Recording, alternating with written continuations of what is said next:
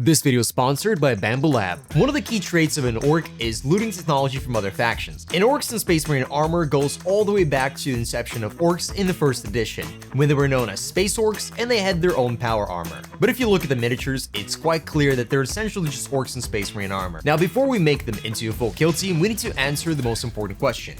Which kill team are they going to represent at the tabletop? Since they are Orks and Space Marine armor, it's only appropriate that they'll be Space Marines. In fact, Angels of the Waaagh. As I already have the 2 intercessors and the sergeant of my kill team ready, I need to figure out the 3 specialists I'm gonna make. I took out all of my different orky bits and sprues and started to see which one would be the first one. The moment I laid my eyes on this enormous gun, I knew that we had to make the heavy intercessor. Then prep the neck area, as all of the orcs have their necks essentially growing out of their chest. And of course drilled out the barrel, otherwise nothing comes out. For a while now, a lot of people have been telling me that I should grab my green stuff and mix it with milliput to create essentially the perfect combination, and I decided to give that a go. However, when I began to sculpt my neck, something was quite clear to me. This is a disaster. Now, instead of feeling like putty, it really felt like I was trying to use some cooking dough to try to make it into a miniature. And let me tell you, I was absolutely cursing the moment I decided to listen to all those comments and try to mix this stuff together. But I knew that in fact it was simply my own fault, as I had absolutely no experience working with this stuff, and I decided to just jump into it essentially mid-Kitbash. Picking out the right head distracted me enough from the situation that I thought perhaps I was overreacting and it really wasn't that bad. As most of the neck was obstructed by the Space Marine armor, I really didn't get to do much with it. Then I moved on to attaching the arms, which are from the new squad, which meant they are pushed to fit and attaching them was going to be a problem. Now, the entire process of trying to sculpt these arms was an absolute disaster and I hated every moment of it. But I continued pushing through and telling myself that I will figure this out and I can make this work. When the green stuff was even in a remotely close resemblance to what I wanted, I just slapped on the shoulder pads and said, we're good to go. Or so I thought, because what ended up happening is that when I put on the shoulders, in the back, a lot of it just got squeezed out. And due to the sticking nature of this mixture, I found it almost impossible to try to shape it into anything. The best I could do was try to remove some of it and smooth it out to the best of my ability. I pretended I didn't have to work with this stuff any further, so I looked through my bits and I tried to find something that'll match the Space Orc. And a shoulder-mounted combat knife seemed like the perfect match. It's both the equipment that I needed, but additionally, it just had a really orky feel to it. When I began working on the neck for the intercessor, I noticed that the stuff was just a lot better to use. It was much easier to sculpt and it wasn't sticking everywhere. And I was no longer trying to sculpt with cooking dough. I now finally had something that was resembling a putty and it was actually quite easy to sculpt. And for the head option, I went for easily one of the coolest orky heads that had these really cool military contexts. Now, he's meant to have an underbarrel grenade launcher, but I thought this would be a pretty good proxy for it.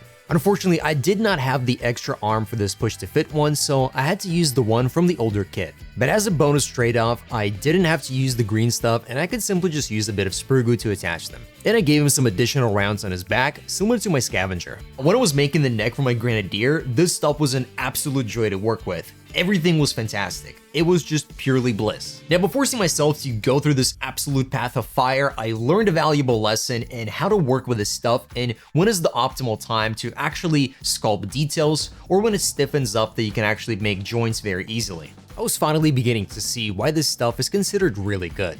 For the hand option of my grenadier, not only did I give him a really awesome stick bombs, but I also gave him this really cool landmine. No longer was I battling against this stuff, but working together to shape it into the stuff I needed. With absolute ease, I shaped these arms into a really cool position, and additionally, I finally gave him those black carapace sleeves. In fact, working in the grenadier reinvigorated me, so I got some additional ideas. I started off with giving him this very proper looking choppa that is hidden on his back. And just in case it wasn't clear enough that this guy was the grenadier, I started attaching a bunch of different grenades to him. Because even though this is Space Marine armor, this is still an orc, and you can never have enough DACA. And these grenades reminded me that I saw something similar in Make a World, from the sponsors of today's video, Bambu Lab. And with one click, I got it printing. And a few hours later, I had this real-life sized crack grenades. It's not painted, even though it looks like that. It's just the printer's capable of printing in multicolored. So now I have this really hilarious looking paperweight for my desk and, you know, some inspiration for my grenadier. And if you're interested in the multicolored printing, check out the A1 combo. There'll be an affiliate link in the description below. which does mean if you buy it, I do get a bit of a kickback, so thank you. Once I finally primed them, they were looking absolutely phenomenal. Now, in order to make these guys even more awesome, I had to give them their own thematical base. So I designed this base which should match the theme of the Frosted Mountains for my kill team. But when I went to print it, I ran into a bit of a problem. Oh, I ran out of filament.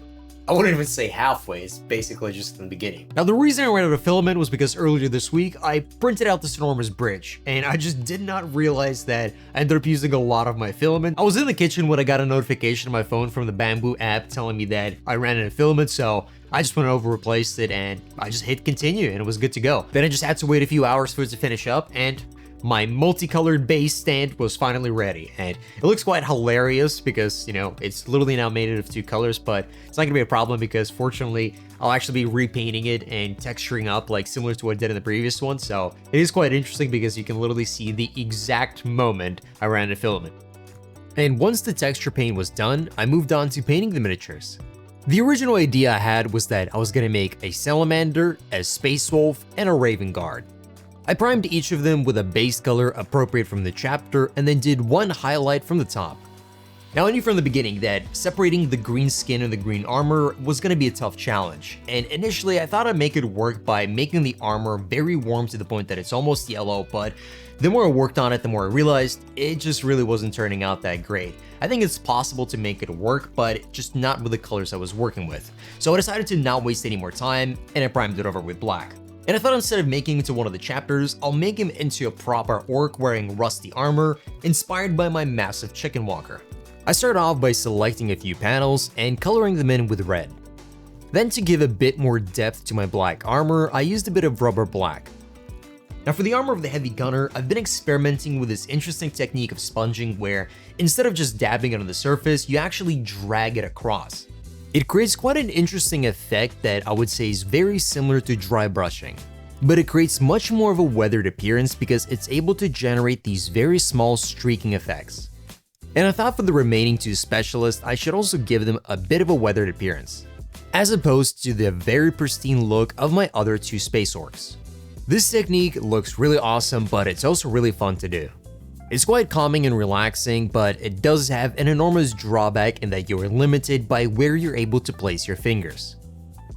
Now, in the spirit of creating this weathered looking armor, I dry brushed on some metallic paint. This really gave this armor an appearance of very dirty and old cast iron, making it feel heavy and old and as if an orc has been wearing it in battle for a long time. For the gunner and the grenadier, I simply used the dry brushing to just accentuate the weapons and a few metallical elements, before moving on to painting their shoulder pads as well as the additional details. In order to make this definitely grenade launcher round fly very fast, I made sure to paint it in a red color. But given its massive payload, we were going to need some incredible accuracy.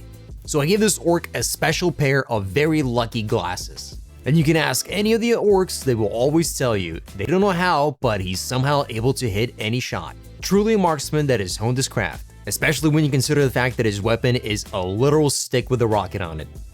Now, the other orcs I have always have this very distinct cross-hatching highlighting effect. I wasn't sure if it was going to translate particularly well, especially when painted on a black armor with such a dark gray color. So I was pleasantly surprised by just how well it turned out. Now, initially for the Space Wolf, I was just going to highlight the shoulders because the armor already had a very large amount of weathering. But this resulted in the armor looking particularly dull, so when highlighting, I just made sure to avoid the areas that had a lot of weathering on it. Thank you for watching, I hope you enjoyed this, and make sure to stick to the end of the video where I'll be showing some really interesting 3D printed terrain for my kill team. But for now, let's see the final result. Whether you thrift or wear custom made, whether you're bad or well behaved, fashion saves. Living fast and on the edge, goody two shoes, mums and mains. Fashion saves.